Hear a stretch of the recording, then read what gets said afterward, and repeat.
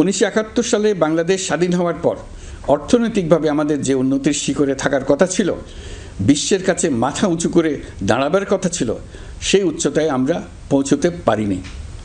আমরা চাই বাংলাদেশ দক্ষিণ এশিয়ার অর্থনৈতিক প্রাণকেন্দ্র হিসেবে প্রতিষ্ঠিত হোক। এই কারণে বিনিয়োগ পরিষেবার উন্নয়নের পাশাপাশি বন্দরের সক্ষমতা বাড়াতে উদ্যোগ নিয়েছি। এটা করা সম্ভব না হলে দেশের কোটি কোটি মানুষের বেকারত্ব ঘুচবে না, অর্থনৈতিক সংকট রয়েই যাবে। চট্টগ্রাম বন্দর নিয়ে অনেকের মধ্যে কৌতূহল তৈরি হয়েছে। মাঝে মাঝে এমন কথাও শুনেছি যে এই বন্দর বিদেশিদেরকে নাকি দিয়ে দেওয়া হচ্ছে। আমি আগেও জানিয়েছি, চট্টগ্রাম বন্দর হলো বাংলাদেশের অর্থনীতির হৃৎপিণ্ড। বর্তমানে এই হৃৎপিণ্ড অতি দুর্বল। এখন যে অবস্থায় আছে সেই অবস্থায় তাকে রেখে দিলে আমাদের অর্থনীতিকে সামনে এগিয়ে নিয়ে যাওয়া সম্ভব হবে না। এই হৃৎপিণ্ডকে বড় করতে হবে, মজবুত করতে হবে, সুঠাম করতে হবে। তা করতে হলে বহু উদ্যোগ গ্রহণ করতে হবে, অভিজ্ঞদের সাহায্য লাগবে। আমরা যাদের সঙ্গে যোগাযোগ করেছি তারা বন্দর ব্যবস্থাপনায় বিশ্বের সেরা, সবচেয়ে অভিজ্ঞ। তারা ইউরোপ, কানাডা, অস্ট্রেলিয়া, চীন, দক্ষিণ কোরিয়া, ভারত, পাকিস্তান, তুরস্ক, মধ্যপ্রাচ্য ও আফ্রিকা সহ বিশ্বজুড়ে বন্দর পরিচালনা করে। তাদের কাজ বন্দর ব্যবস্থাপনা। আমাদের লক্ষ্য হলো বন্দর ব্যবস্থাপনার কাজ যত তাড়াতাড়ি সম্ভব তাদের কাছ থেকে শিখে নেওয়া। আমি গ্যারান্টি দিয়ে বলতে পারি, যদি 31 সালের মধ্যে আমরা বন্দরের কাজ শিখে ফেলি, এর পরবর্তী 5 বছরে অর্থাৎ 36 সালের মধ্যে পৃথিবীর যত দেশে যত বন্দর এই কোম্পানিগুলো চালায় তাদের বহু বন্দর এই বাংলাদেশিরাই পরিচালনা করবে।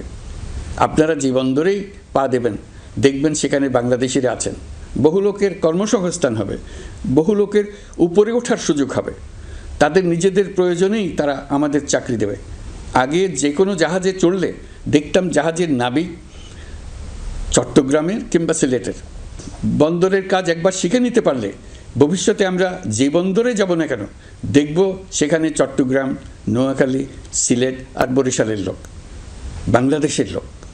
আমাদের বন্দর যদি আধুনিক হয় তা শুধু বাংলাদেশের অর্থনীতিতেই ভূমিকা রাখবে না, বরং আমরা নেপাল, ভুটান সহ পার্শ্ববর্তী সকল দেশের অর্থনীতিতে ইতিবাচক ভূমিকা রাখতে সক্ষম হব। এই বন্দরই হবে অঞ্চলের অর্থনীতির সমৃদ্ধির চাবিকাঠি। কুমিরা থেকে টেকনাফ পর্যন্ত নানা বন্দরের কর্মচাঞ্চল্যে সমগ্র উপকূল অঞ্চল দক্ষিণ এশিয়ার একটি গুরুত্বপূর্ণ অর্থনৈতিক প্রাণকেন্দ্র হিসেবে প্রতিষ্ঠিত হবে। এই পুরো অঞ্চলে অনেকগুলো শিল্পাঞ্চল গড়ে উঠবে শুধু সমুদ্রের সান্নিধ্য এবং তার ব্যবহারের দক্ষতার কারণে। তার সঙ্গে গড়ে উঠবে আরেকটি নতুন শিল্প, আধুনিক পদ্ধতিতে সমুদ্রে মাছ পালন, আহরণ ও প্রক্রিয়াজাতকরণের শিল্প। এটি আরেকটি নতুন জগৎ সৃষ্টি করবে। এই ব্যাপারে আমরা আমাদের বন্ধু দেশগুলোর সঙ্গে আলোচনা শুরু করেছি এবং তারা উৎসাহ সহকারে সাড়া দিয়েছেন। বন্দর ব্যবস্থাপনার জন্য আমরা যাদেরকে আনছি তারা পৃথিবীর যেসব দেশে কাজ করে সেসব কোনো দেশেরই সার্বভৌমত্ব, জাতীয় নিরাপত্তা হুমকির মুখে পড়েনি। আমি দেশবাসীর প্রতি আহ্বান জানাই, আপনারা নিজেদেরকে ভিত্তিহীন বিরোধিতা এবং অপপ্রচারের শিকার হতে দেবেন না। অন্তর্বর্তীকালীন সরকারের বন্দর ব্যবস্থাপনার উদ্যোগে আপনাদের দৃঢ় সমর্থন অব্যাহত রাখুন। যারা বিরোধিতা করছে তাদের প্রতিহত করুন।